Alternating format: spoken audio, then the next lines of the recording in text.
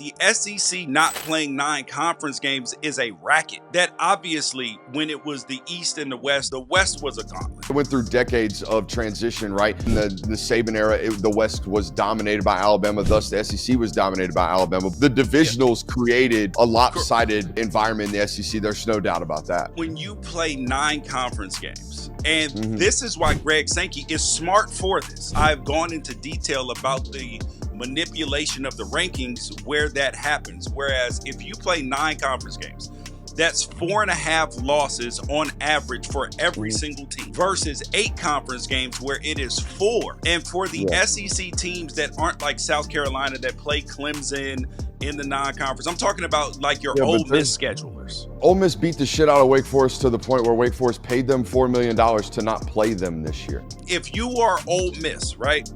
Their non-conference last year was absolutely putrid. Then you want to play 8 conference games and then you lose to bottom tier teams in your conference, and now you got Lane Kiffin crying about not being put in the college football playoff. When this debate comes up, everyone takes the next one's going to be throwing me Alabama, don't lose to Vandy. I'm with everyone in those agreements. I don't think those teams deserved last year to be college football playoff teams. That's not what I went viral for this last week debating.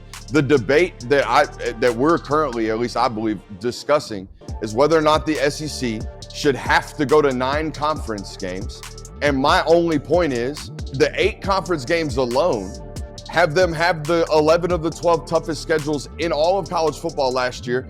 And people will throw at me, well, strength of schedules are biased. We're looking at a subjective argument. Is this conference better than this conference? And even if I create a computer model to spit out a data point, which is exactly what we have right now, one side or the other, depending upon whether or not they like the result of the outcome of the machine, is going to tell me that the machine is biased.